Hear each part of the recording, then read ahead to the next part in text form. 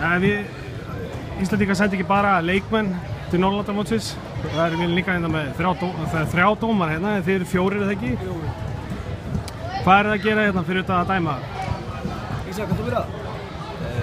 Já, fyrst og fremst þá erum við hérna á námskeiði alla morgna. Við komum hérna með liðinu á þriðjudag. Það byrjar strax á þriðjudagskvöld þar sem við hittumst dómararnir ásamt FIBA-köllum, stórum köllum frá FIBA. Í dag hérna sem heldur utan á námskeiði Johnny Jacobs frá Belgíu, mjög flottur kennari. Og svo hvert og eitt land sendir FIBA-instruktor, sem sagt FIBA svona leiðbeinanda. Við reyndar okkar FIBA-instruktor, hann gat ekki komið á þessu sinni, en hann hefur mætt hingað áður og mun mæta hér í framtíðinni, en á þessu sinni ekki. Þannig að við byrjum alla mótna klukkan 9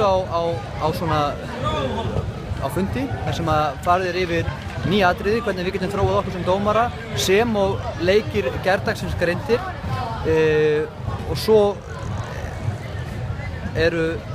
taka þessi FIBA-instruktorar okkur út á leikjum. Þannig að svo þegar við dæmum hérna meðaldali svona 2 leiki á dag og það svona hálftíma fundur eftir hvern leik þar sem að dómararnir setjast niður ásamt þessum FIBA-instruktor, FIBA-leiðbeinanda, þar sem að hann greinir leikinn og bendur okkur á og hrósar. Þannig að það er svona það sem við erum að gera. Þannig að þið eru ekki bara að vinna, þið eru líka að læra og... Já, auðvitað, og þetta svíkjulega mikilvægt fyrir okkur ungur strákana eins og mig og Ísak að fá þetta tækifæri, því að við erum með gríðarlega mikið metna og að geta komið út og fengið að dæma með öðrum dómurum frá öðrum löndum og fengið svona kalla utan á heimi, svona FIBA-kalla sem eru stórir í þessum bransa og vita hvað er að tala til þess að leiðbeina okkur og gefa okkur búnta. Það byggir okkur upp og hjálpar okkur gríðarlega. Og auk þess að þá það er svo hrikalega gott, því við erum alltaf bara á litla Íslandi og við gerum hlutina bara einhvern veginn ákveðið heima. Og svo þegar maður kemur út, þá sér maður bara að það kannski einhverja aðeins öðruvísi áherslur út í Evrópu sem að þeir vilja innleiða og það er svo gott að við getum síðan komið með það aftur inn í hópinn okkar og miðla því sem við höfum lært hér til hópsins okkar og haldið því áfram. Og auðvitað stefni ég og Ísak að því að verða FIBA-dómarar, alþjóðlegir dómarar og þess vegna þetta tækifæri að koma hérna át á mót, alveg gríðarlega stórt fyrir okkur og við viljum auðvitað gera okkar allra besta hér.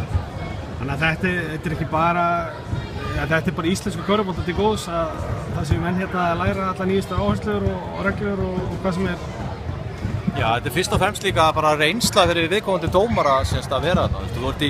Þú ert að dæma kannski ef þú komið í fyrsta sinn, þú ert að dæma í öðru landi í fyrsta lagi, þú ert að dæma í öðrum aðstæðum sem þú ert vanur, þú ert að dæma í öðru íþróttahúsi sem þú kannski aldrei séð áður.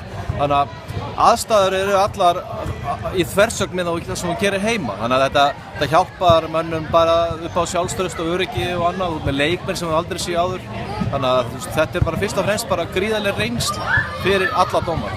Þannig að ég er náttúrulega komið hérna oftar en einu sinni, þannig að þetta er í 7. skipti sem ég kem hingað.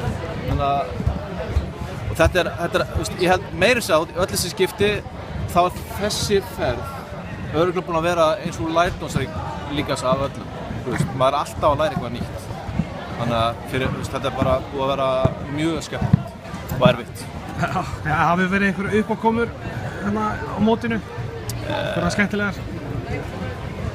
Ég eflaust nú eitthvað, ég man nú ekki þetta. Já, spurning hvort að allar þessar uppákomur Sumt má ekki fara í myndavéli, maður kannski lokal bara með dómarann, en já, hún mikið talað um að einn dansku dómari væri í einhverju toppi og eitthvað svona, mikið talað á íslensku þjálfara. Ég held að menn í brjóstahaldana. En segjandi þetta, eins og þið strákarnir voru að koma inn á, að þó við séum á litla Íslandi, að þá erum við að gera alveg gríðarlega flottar hluti. Við höfum dómara Sigmund Má Herbertsson sem er mitt álit að hann er miklu framar í Evrópu heldur en að endilega verkefni hans er að segja til um.